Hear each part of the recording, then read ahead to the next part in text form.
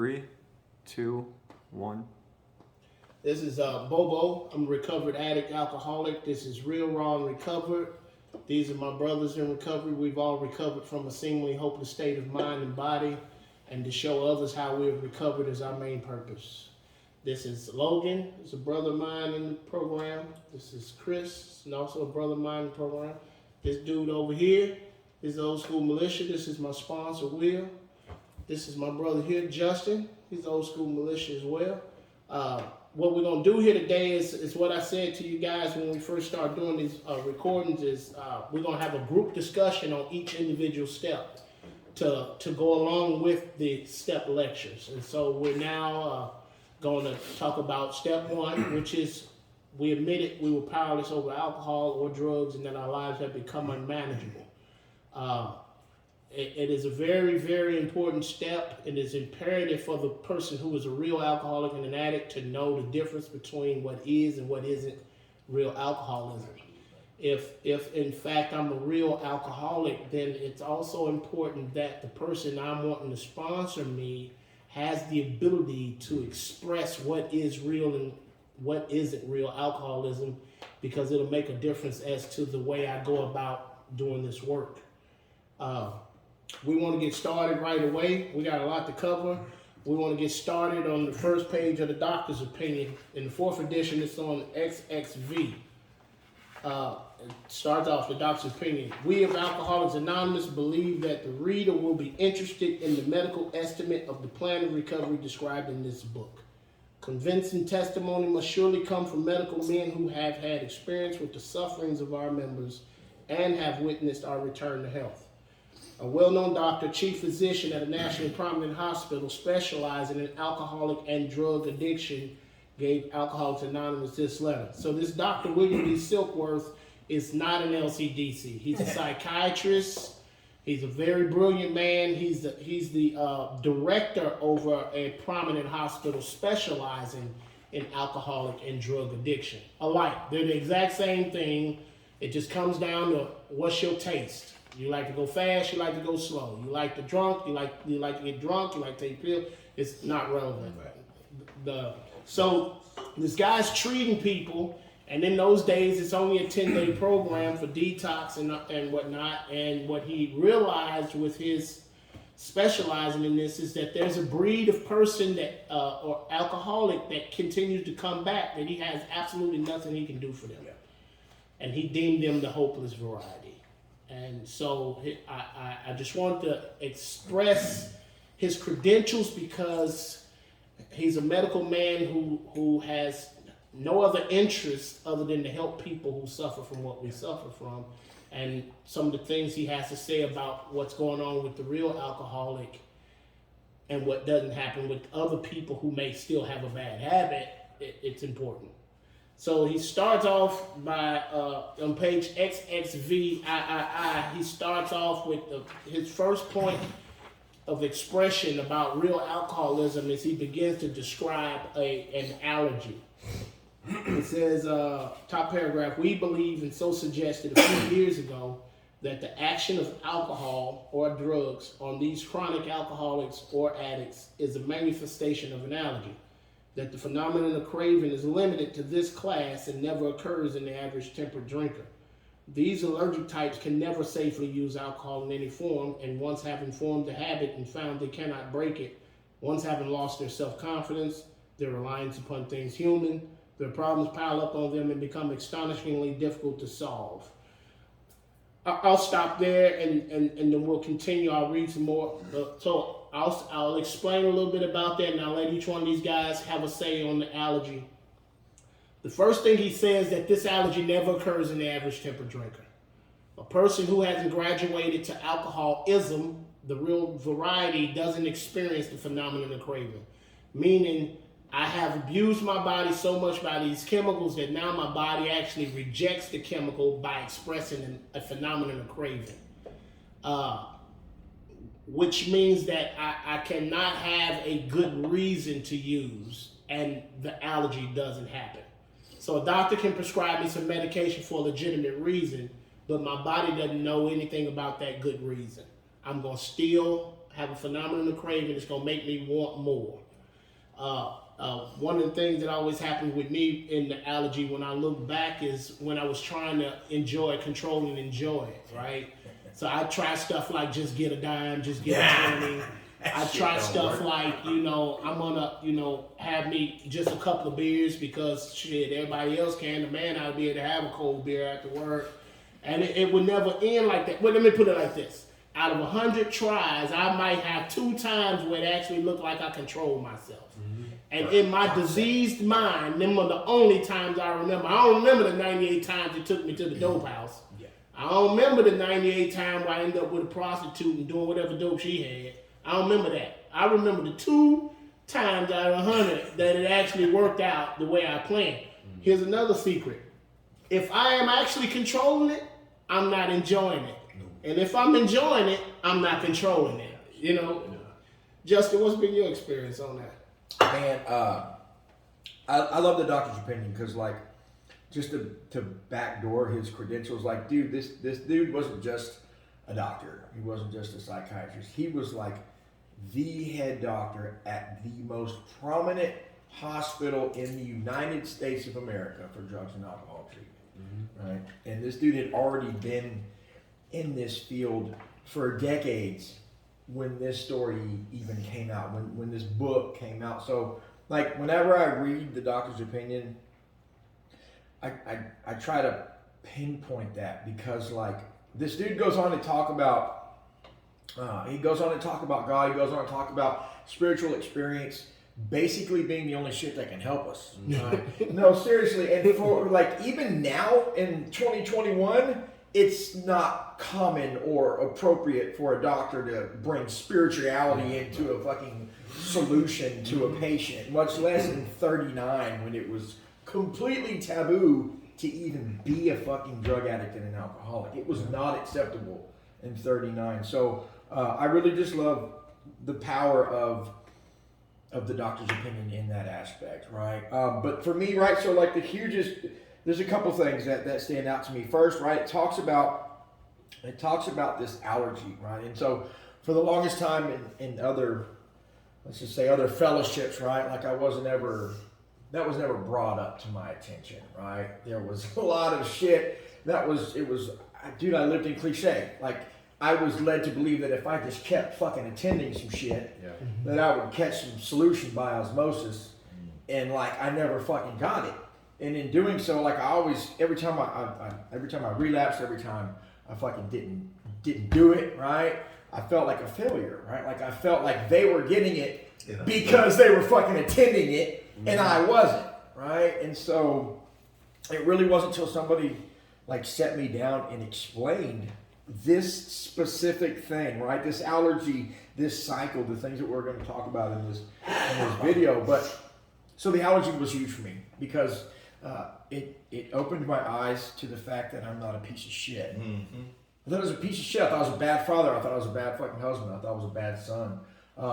And when you think of an allergy, people don't think of an internal consequence to an allergy. They don't think of an internal manifestation of an allergy. We always think of something like external. Hives. Like the obvious shit. And it's for the person who this doesn't affect like it affects us, right? To the non-addict, like they don't even understand the concept of the manifestation of what happens when we put this shit in our body, right?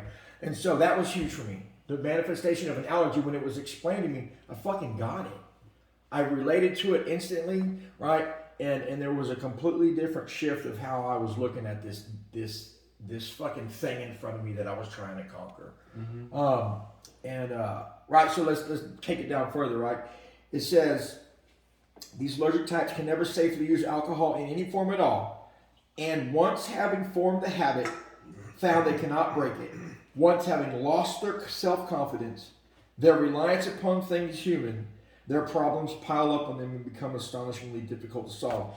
That's a map, right? It shows us the order in which the true addict and alcoholic starts to show up in life, right? First, he starts to form a habit. Second, he starts to lose confidence in himself because he can't break the habit.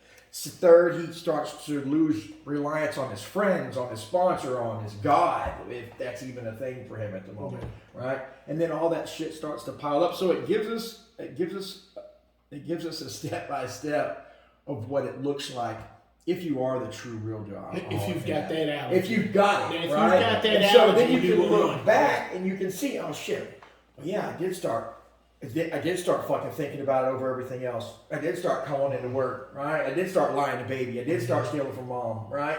I stopped losing my confidence in my abilities, right? And then I came to this point where we'll talk about way later in this book that I was hopeless, right? And I was fucking afraid, and I thought that I just couldn't fucking do it. Right, and that's cool. So it doesn't give it in huge detail, but it breaks it down. Bam, bam, bam, bam. This is what it's going to start to look like if you're this person.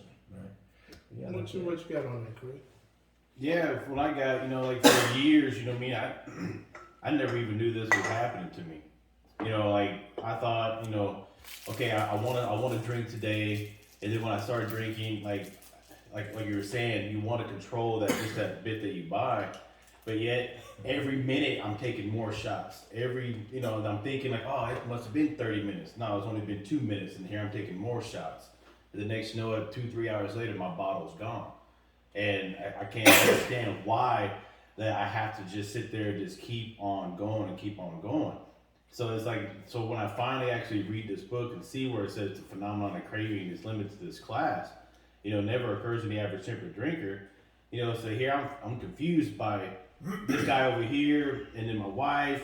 They could just have a few and then call it a night. And I'm sitting there just like, I can't do that, and I don't know, and I cannot understand why that I could never do that. So here I am, just sitting here, just like driving myself crazy, and just thinking that this is just going to be my normal type of life, and that I'm just going to, I was accepting that this is going to be my life. Yeah, exactly. And then, so I'm just sitting there, just like, screw it, man. This is my only thing that makes me happy, so I'm gonna just keep doing it since there's nothing else in this world that was making me happy. So I'm gonna keep drinking, I'm gonna keep using, and then I'm gonna keep searching for other outside stuff to keep me satisfied. And nothing ever did. And I was still chasing that thing that I found at 16 years old, that thing that made me happy and felt accepted.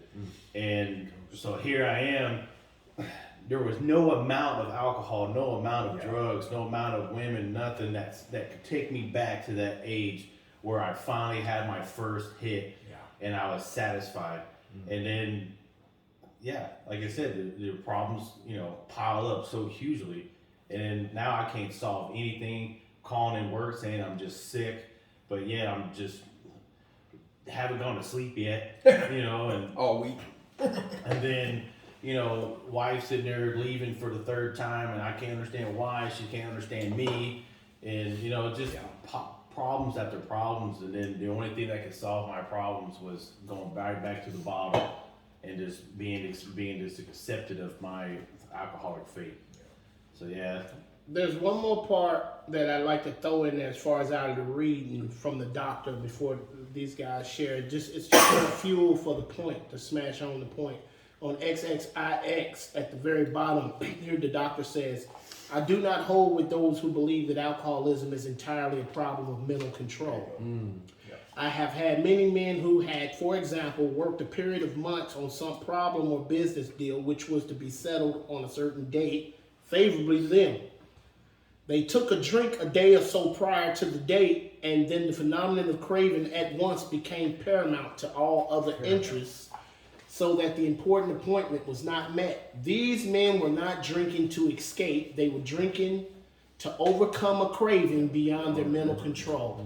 What you got on this here, Logan? Man, so what I like about the doctor's opinion, so William D. Silkworth wrote this, right? And if you're not familiar with the doctor, you might be familiar with somebody like Carl Jung or Sigmund Freud. They were like the top psychologists and psychiatrists at that time. And not only did William D. Silkworth, write some and contribute to this book, but so did Carl Jung. And the way I think about it, it's like, at that time, whenever this book was written, you have some of the greatest minds who study the brain and human behavior, and they were able to find out that it wasn't a problem of physical or mental. We were dealing with something a lot more serious than that. We were dealing like with a spiritual problem. And for me, in my experience, going to a bunch of treatment centers, to see how far doctors now have strayed away from this book, it's crazy to me. You know, they put a lot of effort and time into the way we think and the way we react to certain situations, the way the people that we surround ourselves with, the places that we surround ourselves with. They come up with a lot of good suggestions, but they've fallen away from the actual solution that this book has talked about. And I don't think it's coincidence that whenever I finally went to a treatment center that finally talked about this doctor's opinion, that finally like went through the book, and it helped me figure out the spiritual problem that I had. And they gave me real concrete solutions to this spiritual malady that I'm dealing with, that I finally got results. All the places that I've been to in the past, they had a lot of good suggestions. And some of those suggestions, they probably kept a lot of people clean. But the main distinction that I'm trying to make here is the people that were able to obtain sobriety on those suggestions, they're not necessarily the same as myself. They're not necessarily the hopeless variety. Someone like me, that no matter how many consequences I'm able to stack up, because what's the word I'm trying to think? The rock bottom is never, it always gets lower. You know, more consequences, more emotional distress that I cause myself, and no amount of rock bottom is going to be able to help me stop using. I need an actual spiritual experience. I need someone to fix what I have going on inside my body, not necessarily my brain and my mind, but like what I have, the internal condition that I have going on within me. So I just think that's important to hit on. So at this particular part of the book, though, he's introducing the whole world to something that's foreign to them. Extremely and foreign. he's talking about the part of the body of the alcoholic that makes him different. Yeah. He does later on get into expressing what's going on internally, but at this point, this here statement about analogy is completely foreign to the whole world. That, you know, once we put any of these euphoric feeling chemicals into our body, even if it ain't my preference, it starts a phenomenon of craving for my preference. Yeah, and he tells us So, that you know, willpower. yeah, so alcohol all by itself never was my whoop my ass thing, but it would whoop my ass enough because of the allergic reaction and phenomenon of craving to get me back to cocaine, heroin, buying whores, and everything else. And it's really strange. There's a really short story that I reflect back on every time I go over this allergy. My little sister had asked me to barbecue for her one time. This is back in the day. I'm in my 20s, cop diesel, you know. That's where you burnt the kid. Man, and so she asked me to barbecue for her. There's gonna be a whole bunch of girlfriends come over there. I want to be there. I might be able to get me one of these old thoughts. Yeah, you know. I want to be there, and I pride myself on my cooking on the grill, right? So you know, the chef gonna get complimented. I want to be there. Is my point. Right. So my sister, not knowing any better, me at that particular time not knowing a damn thing about some allergy, she buys me a 12-pack of beer. Here, baby, I got you some beer so you can cook. I know you out in this heat, and so I put the first batch of meat on the grill. And look over there and see them sweating bottles. Oh, yeah. And I decide, shit, turned the music up, got me a beer. I think I was 2 swallows in when I started trying to figure out how I'm going to get me some crack. Yeah. So my allergic reaction kicked in immediately and changed my mind. Paramount. And so I'm going to, once I get this, I got about 10, 15 minutes that I ain't got to watch this meat. So I'm finna try to run down and get me a dime, smoke, and come back and finish cooking. That ain't gonna work, man. Ain't nobody want a nigga that's geek and scared the police come to cook that shit. Long story short, I done burned up all the damn meat. I don't even make it back, right? Yeah, I done fucked that up. I don't make it back to finish drinking the beer till I can't afford to get no more crack. Yep. What you got on this allergy, Will? I relate, man. For me, when this message was first brought to me, before I even read the book, when being described this cycle, that phenomenon of craving explains something that had baffled me for years. And like you, I thought I was just a moral defective, a piece of shit, because it got to the point that whenever I started getting high, because my drug of no choice was crack. And for a long time, I thought the drug itself was that driving force. But after reading the doctor's opinion and agreeing with that allergy, the phenomenon of craving kicking in, and the story he read about Dr. Silverberg saying how he would work with guys who had to do something, and they had a drink a day or two before, and it became apparent. And over and over I do that. I remember one of the last times, man, it was real bad. I was supposed to go to work. I got my check, and I'm gonna try to just give me a dime or something before I go to work. Dude, Naturally. I never got back to that job. Yeah. Never. They called What me. job? Yeah. Once I started getting high, I could not stop, and I thought it was me. I thought that I was making a conscious decision. Yes. That I Or should couldn't make a that conscious I should have been able not to go so far all the time. You know, so that information was a relief for me. And Dr. Silverberg was on to something, because today, that allergy concept he had in modern medicine, now they can't cure it, but our brains are different. They've discovered that, you know, they could do that brain mapping and stuff now. So he was on to something, that I do have a physical part of this disease that never goes away, but that once it's kicked in, Activated, yeah. I'm out of control. Like I tell the story all the time. You know, it's like making love to a gorilla. And they don't tell the gorilla say it's over. You know, and I experienced that also with alcohol. After being free from the obsession compulsion to smoke crack, over a period of time, once I started drinking, I couldn't stop. Yeah. Once I started smoking weed, the only way I would stop is that I would get so high and so drunk I'd pass out. Yeah. But then I remember I would wake up or come to for a minute and have a bottle by the bed and take me another couple of squids just to go back to sleep. Yep. Getting a drink first thing, brush my teeth, maybe I ain't brush my teeth. First thing in the morning, give me a drink. Yeah. Mm-hmm.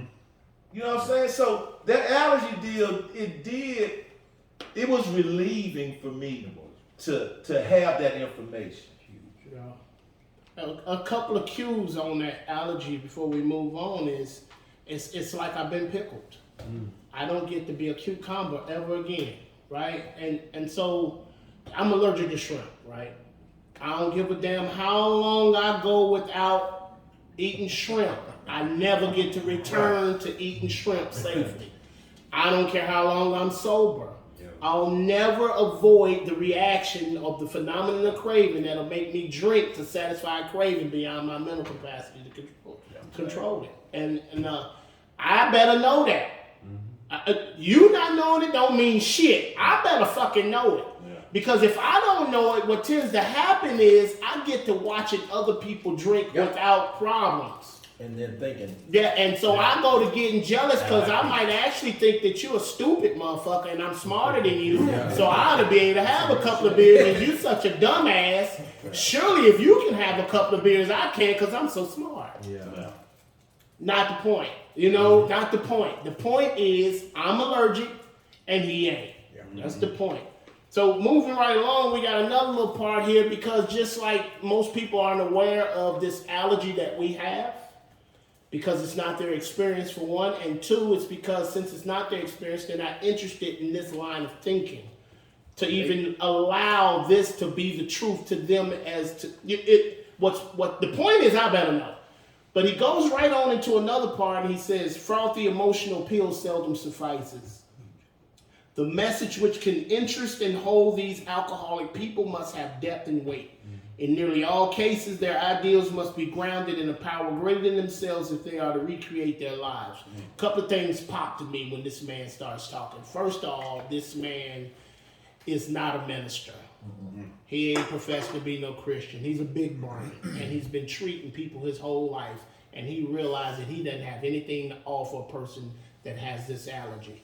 He also says that frothy emotional appeal. Frothy is like a shook up soda bottle, boiling over emotion, and the appeal. Maybe you would remember a loved one, mom, dad, spouse, child asking you, begging and pleading with you not to do it again or to stop doing it. And I remember being pleaded with like that with these frothy emotional pills and emotionally agreeing with them as to all the reasons they gave for me not to fuck our family up, and it was not sufficient. It didn't prevail. Now sometimes these boiling over feelings would even make me make a firm resolution and get in treatment. But it didn't have depth and weight. And when he talks about depth and weight, he's definitely talking about the facts about what's going on with me, and he's talking about a spiritual experience, a psychic change. Trying to tie He's it not in. just talking all that clinical shit about no change people plays a thing, fake it till you make it, just keep coming back. He ain't talking cliche shit. He talking something that's gonna be heavier than that for the person who has something very particular and different going on with him that's not going on with any other entity on this planet concerning drugs and alcohol. What y'all got on that? Yeah, I'll hit it. Going back to that like frothy emotional appeal and the desire, I can think about the strongest desire that I ever had to stop using was probably when my daughter was about to be born. I started using my drug of choice, fentanyl, and I figured out I was having a kid right around the same time. And I knew what I was doing to myself using was wrong, but I couldn't stop. And so as time became closer and closer to my daughter was getting ready to be born, I kept saying, once my daughter's born, that will be enough reason for me to stop. And I meant it with my entire heart. If you were to put me on a polygraph test, I would have told you that whenever my daughter is alive, I'm not going to use again. And whenever she was born, I probably strung together maybe 2 weeks or so. But for whatever reason, that the condition that I had, my daughter wasn't enough for me to stop using. And within 2 weeks after she was born, man, I was sticking a needle in my arm right in front of her. And you know how Justin was talking about, this moral defectiveness, whenever we have this desire, right? And whenever our family members say, you don't love us enough, or else you would stop using. And you believe that because you really do love them and you really do want to stop using. They start to fucking believe it too. Yeah, but you don't have a choice but to use unless you have God in your life. That's the point. Yeah. Don't have a fucking choice. I don't have a mean, I don't choice. love you. But I don't understand. I don't have a choice. So how are they gonna understand? Yeah. I can't articulate absolutely. until I got this information. I didn't understand what was going on. Mm-hmm. What all I could see was that I was messing up everything. Not wanting to. It's not, I didn't say. I would say. Hold on. I gotta try to find a way to do this because I gotta do this. I gotta find a way to do it and not fuck up everything. But every damn time for me, I would fuck up everything. Yeah. I mean, payday after payday. Never make it home till the money gone. Yeah. And that frothy emotional appeal, and as we read further what the doctor's talking about, I understand today too, that frothy emotional appeal, because I like the way you put it. I agree with my family, all the reasons that they give me that I should not be doing this.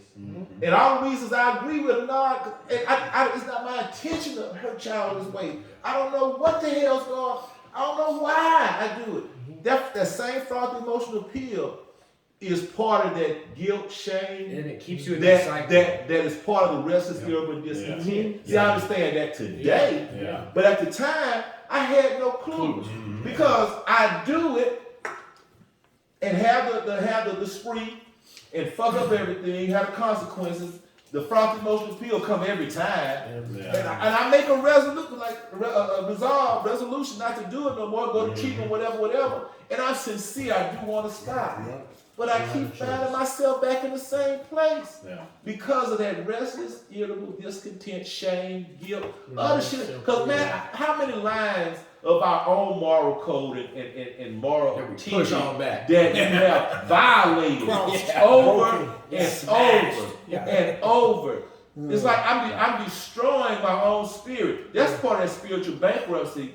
That's a big part of that spiritual malady that I didn't understand until this book put into words what I had been experiencing and what I had been feeling, but I couldn't articulate it. And Go ahead. So just to talk about what you said a minute ago, right? Like we started off with this, like it doesn't matter what they fucking know. They being family, they being friends, they being employers, They be right, in like, other rooms. yeah, whatever other rooms It don't specifically, matter. right? It But don't like, matter. and that's where the power comes in, right? Because like once we're armed with facts about ourselves, right? Once we're armed with the medical opinion, the medical estimate of doctors, once we're armed with the spiritual truths about this whole shit, right? Like we can then be okay with them not knowing. Yeah. That's Right, right. we finally will be able to get to a place where A, we know we're not a piece of shit, we know we're not morally defective, right? And B, that we can still get through this thing even though they still have that thing in the back of their minds that tells them, well, he's just going to do it again, or maybe maybe his love for us really isn't powerful enough, right? And so like it gives us the ability and the power to, regardless of what anybody else fucking thinks, whether it's bad or good, right, that we can continue to do this, right, in the spiritual walk and to continue in the solution. Well, and that's huge because like this is just the frothy emotional appeal is what fed the fact that I thought I was a piece of shit. Yeah. And then when I finally got Which is proof I'm not immoral. yes, Because exactly. I'm breaking my own heart. I'm Right, shitting on exactly. my own convictions. Right, and people I mean, don't everything that I truly believe in, everything that I really love, I'm shitting on. Yep. So no matter how hard they treat me, I'm treating me worse than they For are. real. Absolutely. Because I believe fully that I must be. This place right here, that place right there, that's where I decide to go to the 10th floor of Peter Smith. Yeah. I need a Unless psychiatrist. you fucked I need up. some. Something's Yeah, wrong with me. I might be crazy enough. My actions are telling them this. Yeah. Irregardless of the reason why I'm doing it, I know why I'm doing it, but all they got is the evidence of what they see. Yeah. And all they've been taught is willpower. Yeah. That's what Yeah, society. and at this No. point, no. At this Willpower. point, I don't know I either. don't know either, right? So I'm just this motherfucking baffled Back as lady. they are. But even once, like just say, even once I get this information, I can't translate it to them. And whether they understand, You it might don't never be matter. able to. May never be, because the bottom line, like I say all the time, I'm guilty. Absolutely. I did the shit. I did the shit, but I'm not guilt laden anymore because I gotta know. Okay, this is what has happened This is to what's me. been going on with This me. is what's going on with me. Yeah. You know what I'm saying? What you got? You got something on this? Yeah, like what Logan was saying, I mean, it's not like instead of, my daughter or nothing, but like my wife, her coming up to me, telling me that I must not love her. Yeah. I must not, want this relationship to go on. And then, of course, I do, and I do feel that I'm in love with her and everything else, but yet when she leaves, I go drink that much more. Because here I am in that emotional state where I'm lost. I don't know what to do. I'm alone now. So I do what I know to do because I don't know anything else. There's nothing else that I could do. I tried going to a psychiatrist with her. I tried going to the doctor. This doctor, is this. But the doctors that I go to, for, headaches. This and all ain't that their stuff, specialty. He don't Yeah. know nothing about it. Psychiatrist tells me just wean off of it. Doctor tells me take these antidepressant pills and stuff. It's like it might be great suggestions for the person that is that. But if I don't have the power greater than myself to recreate my life, I am stuck, and will always be stuck. And that you must not love me is a crushing blow. It is. For both us, because one, I go to believing it, but Yeah. then I guess I don't love Yeah. him. Maybe I am a piece of Then I shit. start And questioning then my it's own crushing self. them because they done made that point clear to me Yeah. that if I do it again, it's over. Yeah. This shit ain't gonna take but a few hours. All I need to do is get out of your eyesight. I'm about to get me a blast. Yeah. And I think the point where, like, for me in my experience, whenever I was finally able to break that bondage of like the shame and the guilt, right? Once I was finally able to realize that I didn't have a choice and that I really did love them, but I still didn't have a choice, it was like a game changer. It's a Because little- that shame and guilt that perpetuates you in the cycle. Yeah, that's Because you part love of them. that's part of that pain that made me go back. Yeah, exactly. Because that shit sits on top of the restless irritable discontent. Absolutely. So let's get into that part right there because that's about some of the heaviest info that the doctor put out there too. And along with these frothy emotional pills and along with the fact that my body is different and I'm allergic to it and it expresses itself and the phenomenon of craving, now there's something else that's going on with me too that ain't going on with anybody else. So down at the bottom paragraph of page XXVIII, he says, men and women drink or use essentially because they like the effects produced by the alcohol and the drugs. The sensation is so elusive that while they admit it is injurious, they cannot after time differentiate the true from the false. To them, their alcoholic life seems the only normal one. Their addict life seems the only normal one. They are restless, irritable, and discontented unless they can again experience a sense of ease and comfort that come at once by taking a few drinks, hits, snorts, shots, which they see others taking with impunity. After they have succumbed to the desire again, as so many do, and being allergic, the phenomenon of craving develops. They pass through the well-known stages of a spree, emerging remorseful, with a firm resolution not to drink again. This is repeated over and over, and unless this person can experience an entire psychic change, there is very little hope of his recovery. Now, with this, there's plenty here, and these guys gonna hit on a bunch of different angles, but the part that popped the most to me was the grief I had experienced from all the times I tried to stop, and to now be labeled as a chronic relapse. Yeah. So I'm in these very rooms that claim to be what I am. And You're the outcast. I'm the outcast. I'm the outcast in these very rooms, and everybody seems to declare that I just don't want this. Yeah. And so now I got a shitload of these reestablished chips, and I believe that I'm a chronic relapse. I'm starting to believe that I'm just one of them such unfortunates that just cannot be honest with himself. Yeah. You know, so my closest idea of being honest with myself is that, you know, I can't get this, and I'm just going to have to be fucked up for the rest of my life. But the way the doctor lays this thing out, starting and stopping. So listen, when I stop, I have not got into recovery. I am not even recovering yet, and I'm damn sure not recovered. What I am doing now is I am white knuckling the only thing that ever made me feel normal. I'm refusing to take.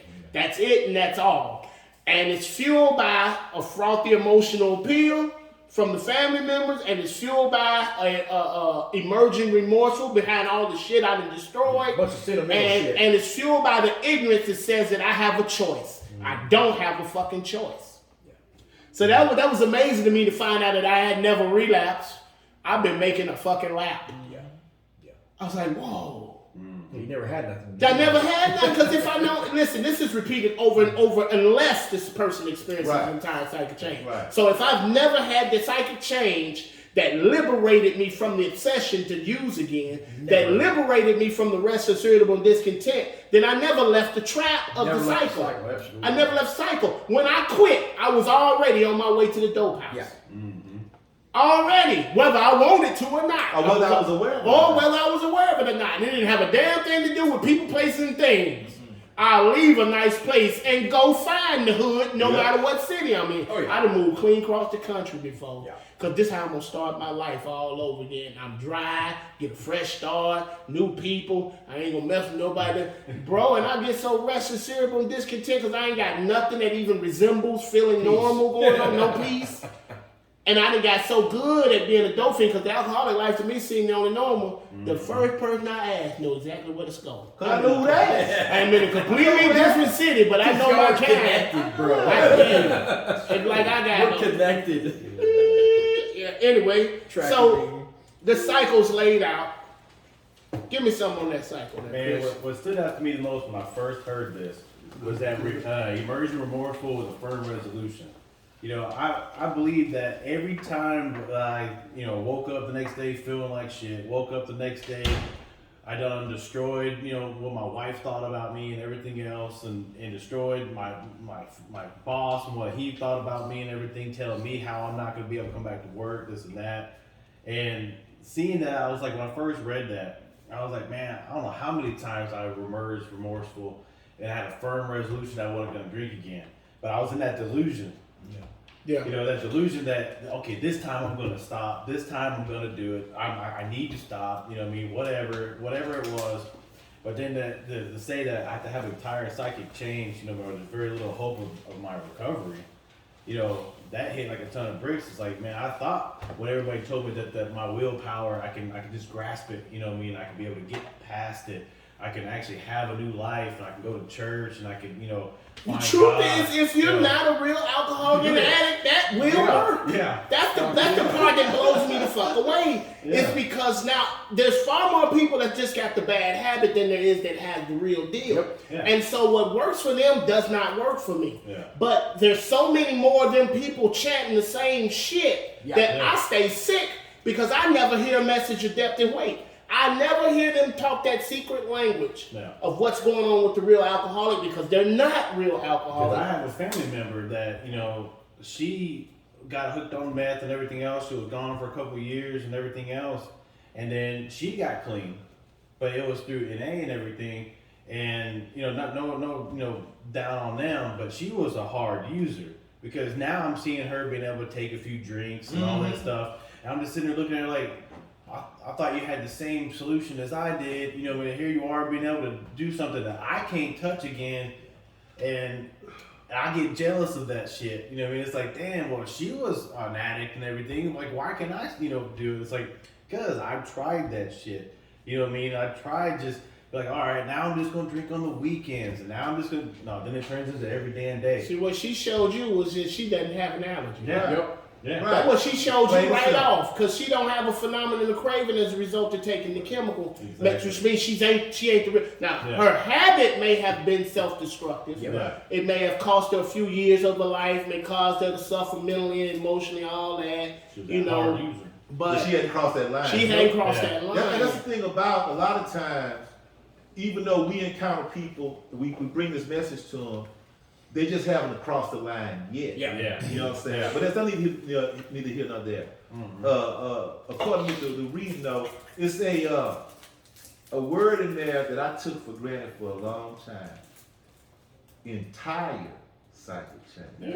Yeah. Yeah. That's a lifelong process, I think.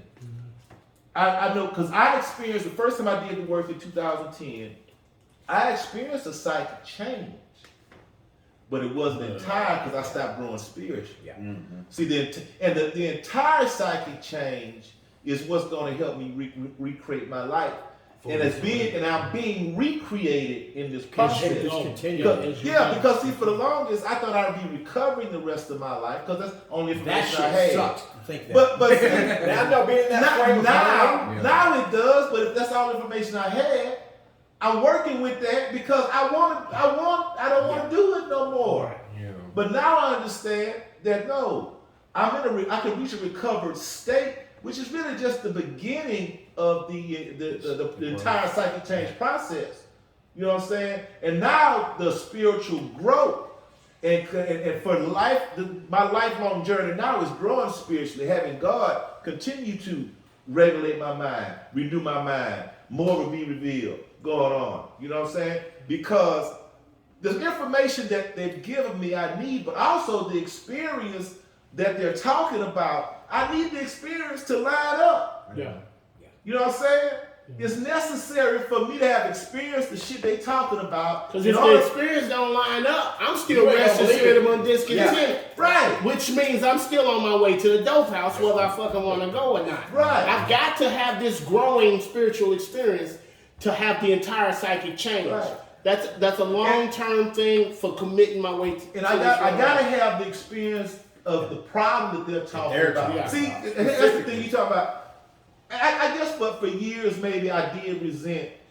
I didn't say resentment, but it was I knew I was different from other people. Yeah. In the rooms that I felt. I didn't know I just felt it. But why am I different? You know. But once I read this, my experience, they would tell me about my own experience. See, we have a shared experience. Without me having the experience that they had, that'd be like Greek to me. That's the deer in the dead in the headlight look we get when we carry the message. And I don't worry about it no more. Because if we're sharing this and you like, damn, you was fucked up. Yeah. Yeah. You know, you ain't one of me. that. But if you are, Yeah. where we carry the message, You be gonna like, grab damn. on. Yeah. Yeah. He Oh, knows. shit. He knows. Yeah. What you just Man, yeah, I just there's a couple of things that really kind of fucking bursted my bubble when I was giving this message because it was like like a catch-22, double-edged sword, whatever you want to fucking call it, right? Because the first the main point that was given to me, right, and it was brought to me like this. Men and women drink essentially because they like the effect produced by alcohol or heroin, right? Or fucking heroin junkie. So what I was told was that none of the shit that I had suffered in my life was why I drank or why I got high, right? Like I didn't fucking get high because mama beat me. I didn't get high because of molestation. I didn't get high because wife left me and took the house and the kids and moved states. I didn't get high because I went to prison a bunch of fucking times, right? Like if I'm trying to grow in like some truth being brought to me, like I get high because I like the way fucking heroin feels in my veins, right? And that was hard for me to accept. Yeah. Like, it was extremely Since you difficult had really been because through some I had hard been shit. Well, I had been riding the wave of ignorant people telling me, well, I would get high too if that shit happened to me. Or, You sound reasonable. Yeah. You sound reasonable. Yeah. And it is to the fucking, to the normal person or to the hard drinker or to the person that can detach himself from this fucking shit when they suffer consequences. But I am not that person, right? So that was A, right? Is that I got high because I like getting fucking high, right? B, right? The sensation is so elusive that while they admit it's injurious, they cannot after a time differentiate the true from the false, right? Like the state of delusion that I go back into once I try to stop using, right? And all I have is just not using, and I'm being fed bullshit from these hard drinkers that are in the rooms disguising themselves as real fucking addicts, telling me that you know that's what I have, and I start to convince myself with the same mind that told me that I should fucking stop or I'm gonna fuck everything else or, you know, reach out for help. The same mind is telling me that I can fucking beat the game. I can fucking, I can cut a corner. I can fucking, you know what I mean? And that was huge for me, right? The delusion, right? And then this was huge for me too. To them, their alcoholic life seems the only normal one. I didn't understand how people could go party on the weekend and then go to school, right? Or how they could. This is me. I was an angry person, right? So like when people got disrespected and they didn't fucking fight back or they didn't bow out their chest, I didn't fucking understand that. I was just, man, these fucking pussies, man. You know what I mean? Like that was that way of life seemed normal to me. I didn't even comprehend how other people could be humble. I didn't understand how people could get high and then just be done, right? And it just sucks because like I personally like just how the people outside of us can't comprehend the allergy and the manifestation and the phenomenon of craving that we go through. I couldn't understand how the fuck they did what they did. Yeah. Right, and it just showed itself in so many ways in my life, man. What you got, Lo? I mean, a lot of good stuff has been said, man. I just think the scary part for me is that I can walk into these rooms and I can interact with these people who look like me. They have the same stories as me. They act like me all across the board. But whenever it comes to being recovered and sobriety, well, for the first thing, those are not the same thing. It's different to be recovered and then having sobriety. Because I cannot have any drugs or alcohol in my system and I can still be restless, irritable, and discontent. Yeah. Because for me, whenever I stop using and I don't have God in my life, that just Looks like shit. I'd rather have me some Like motherfucking shit. dope. Yeah. Man, I'm not finna just be dry. Because you're Yeah. fighting the whole time. yeah. I mean, that's all I had. That's And then we'll jump to something else. But here's this thought that made a lot of sense to me after I kept staring at this. It says we drink or use essentially because we like the effects. My experience with the effect is that to me was the only time I ever felt anything like normal. Right. Yeah. Absolutely. Obviously, dope and alcohol whooped my motherfucking ass. And it whooped me all the way into a mental state of perversion to where that painful shit, Didn't even. I was comfortable with it even though it hurt. It was familiar pain. Yeah. And so to me, the alcoholic addict life was the only normal one. So there was some even deeper truths, like Justin said, what was going on with me always included dope to be okay. With what was going on with me, and I didn't understand why you didn't need it to feel okay too. Yeah. So while you were doing whatever it was you was doing, I was puzzled. Yeah. When this shit started whooping my ass and I couldn't control it, now I'm puzzled. Yeah. Yeah. But I don't know nothing about the butt naked life just being away from it. This shit painful. Yeah. That, obviously I've got to stop. Now there's a period where I've stopped. Shit done reconvened. I'm back to work. I'm back washing my ass and dick and shit. I'm back, brushing my teeth. Eating every now and then. I'm back. I've got me somebody to fuck on again. I'm paying some bills. I'm back in the car. Everything outwardly should be some things of gratitude, and yet the truth is, I feel like I'm fucking miserable. Yeah. And it's my big secret now because I've always felt like I'm different, so I really don't feel like I can tell you what's real, especially You gotta make it look I've good. been damaging you by how I've been behaving yeah. before. So I really can't let you in on this ism. Yeah. What's really going on with me because I'm about to blow. But they know. They be watching me. I'm Oh, acting yeah. strange They and see shit. I am irritated easy. My wife told me Yeah, that. She yeah, was they telling knew me I was that. about to blow because I just couldn't Mine does deal too. with life on like Just that. piggyback off that real quick, the normal deal. I understand now too in a different way. It says that our addict alcoholic life becomes the normal one. We can't tell the truth from the false. The truth is that I am abnormal. Yeah. Mm-hmm. The false is that the shit that initially made me feel normal is never gonna work again. That. That's the fault. But I'll do anything because it's the only normal I know. Yeah. So I would do anything It's to that- get that because the abnormal that I'm stuck with is unbearable. Right. I said it all the time. We don't do miserable No. long. Right. Yeah.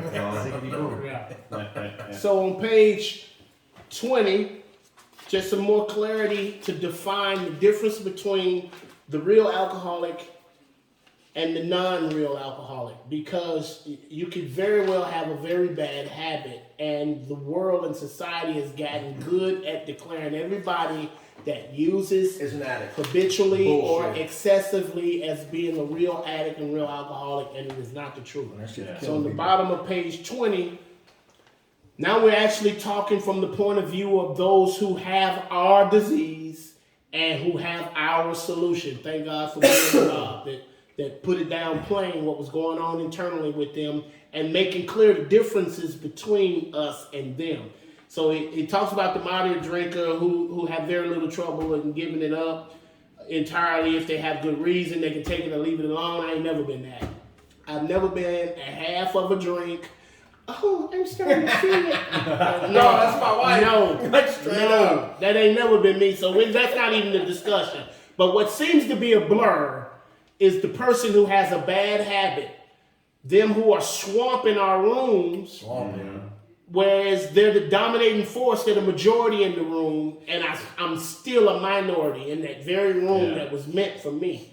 So it starts talking about the hard drinker or the hard user. So then we have a certain type of hard drinker or hard user. He may have the habit badly enough to gradually impair him physically and mentally. It may cause him to die a few years before his time. So that right there says that a DWI crash and death does not make the person who died driving drunk an alcoholic. Yeah. That means the person who's shooting dope on a regular basis, who overdoses and dies from heroin overdose or fentanyl overdose, is not an addict because they died from an overdose. Anybody can overdose from using. Yes. Anybody who drinks foolishly and drives can drive into a fucking wall and die. That is not what makes him an alcoholic. So it's talking about this dude with this bad habit and says it may cause him to die a few years before his time, but if a sufficiently strong reason, ill health, falling in love, change of environment, or the warning of a doctor becomes operative, this man can also stop or moderate, meaning continue to use, but now use like a gentleman. Like Motherfucker, sister-in-law. Yeah. Although he may find it difficult and troublesome and may even need medical attention, which means the habitual usage may make him chemically dependent. If I take a person and give them heroin, if I take 100 people and give them heroin for 30 days in a row, after 30 days they cut off. Every one of them going to have some painful ass withdrawal. The truth is, the majority of them ain't going to do it again. Yeah. Because they're gonna be able to remember the pain and the suffering they went through to get off the shit. They ain't gonna do that shit no more. But the real alcoholic and addict can only remember how good it felt going on, Yeah. not the pain of coming off. Yeah.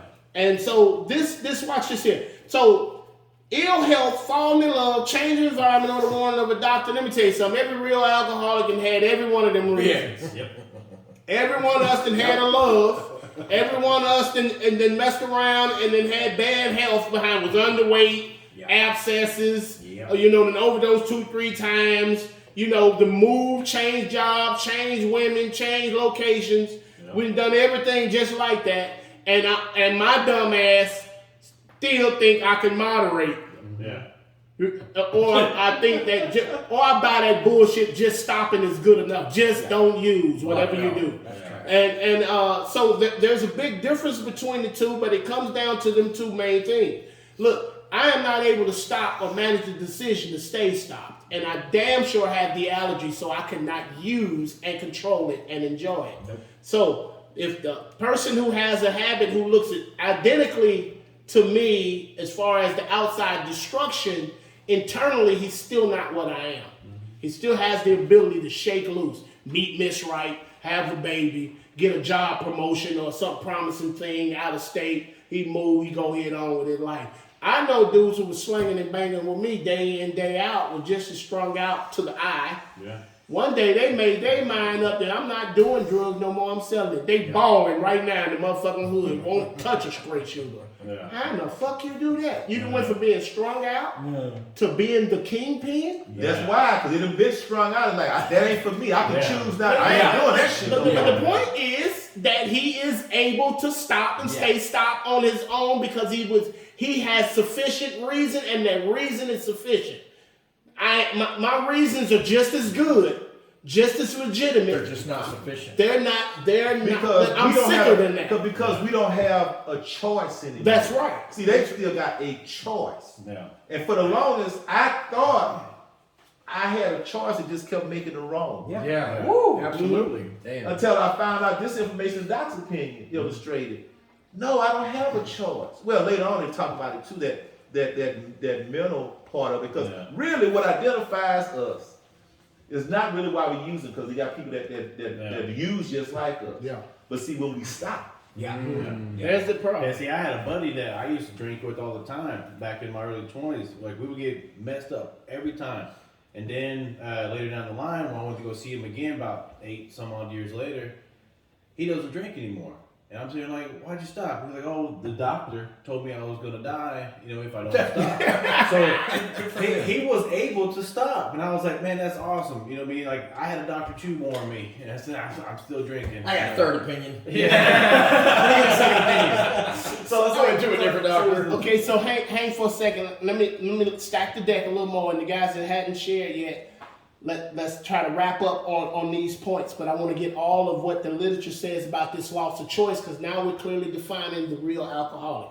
So on page 23, it'll break down and it'll say, the tragic truth is that if the man be a real alcoholic, the happy day may not arrive. The happy day that he can pull himself up by his bootstraps, assert his power of will, and just change, right? He has lost control. Then it says at a certain point in the drinking of every alcoholic, real alcoholic, he passes into a state where the most powerful desire to stop drinking is of absolutely no avail. And this tragic situation has already arrived in practically every case long before it is suspected. Then let's go to page 34 right quick.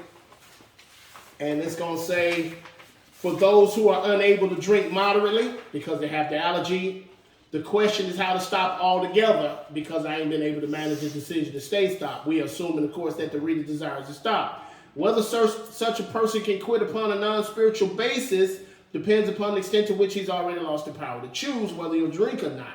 Many of us felt we had plenty of character. Now, I ain't that bad a guy. I'm a good guy, especially if I ain't drinking.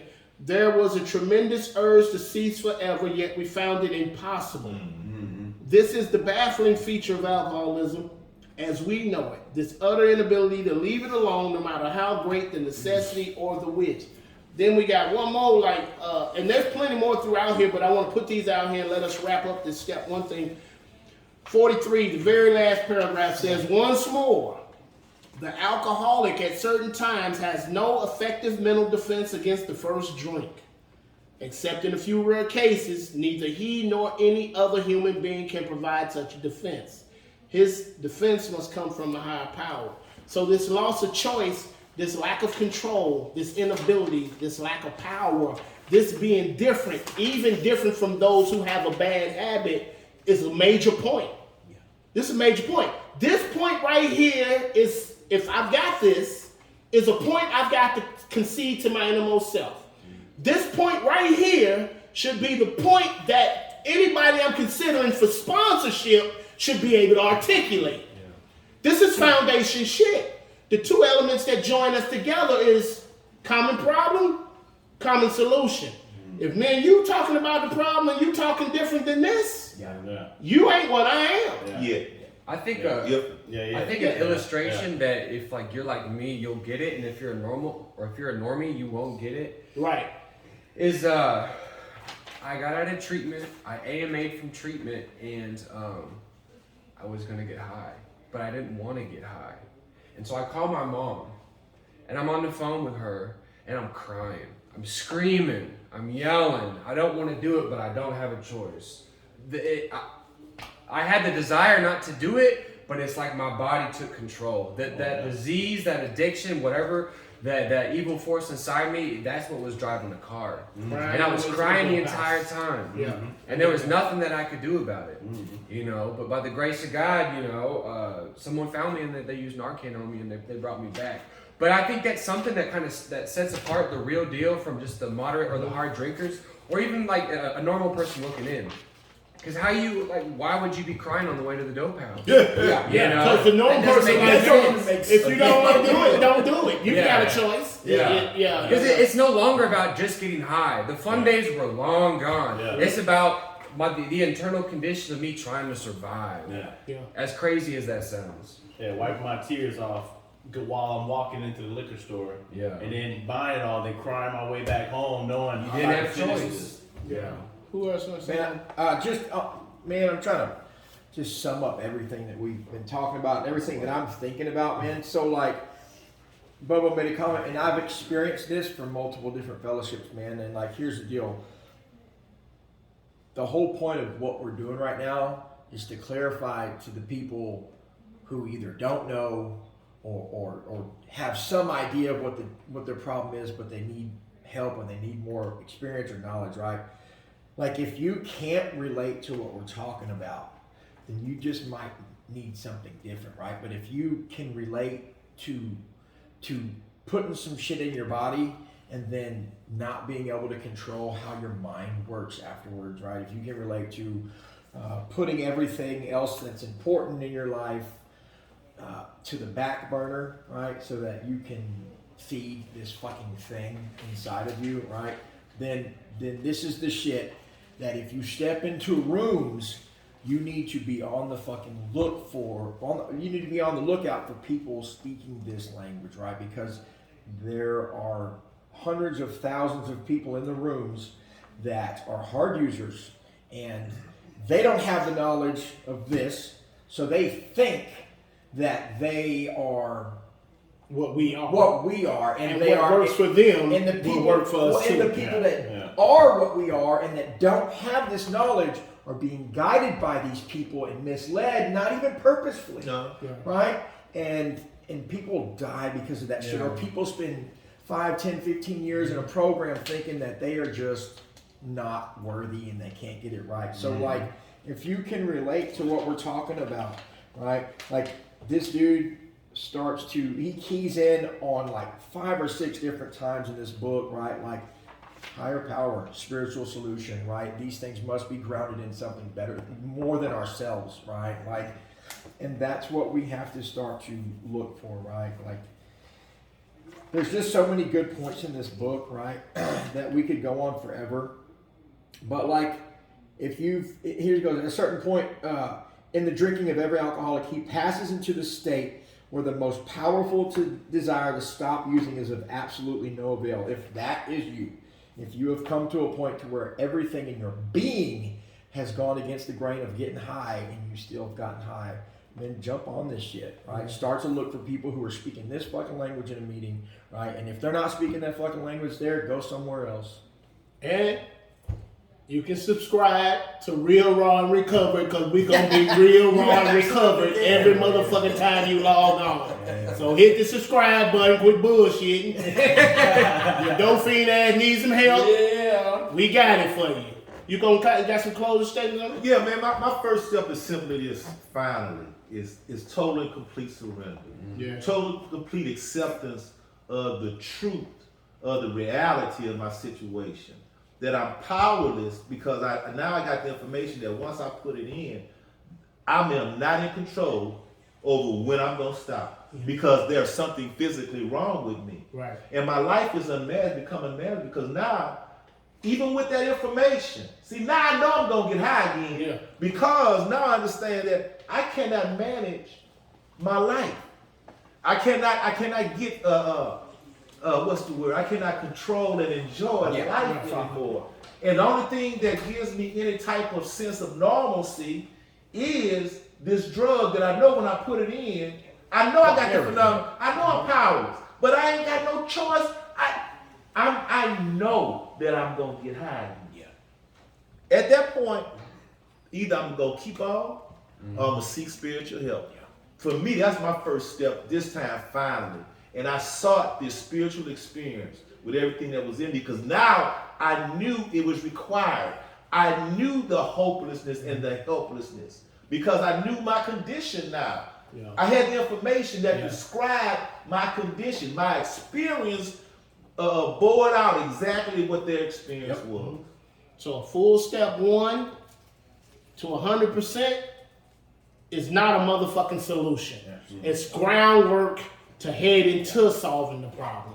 Knowing everything that's going to happen to me that's been going on with me and all the ins and outs of the alcoholic problem, the real alcoholic, the real addict, the hopelessness of the situation does not free me up. Now, it was a relief to finally hear somebody speak my shit. It was a relief, a big relief, but I don't need to get that twisted. You got This is just the first step. Right. And so there are, because look, like Will said, my truth is I'm going to use again. Unless 2 through 12. Unless I get connected to a power greater than myself and experience an entire psychic change, I am still, all capital letters, fucked. Appreciate it. Stop. Deuces.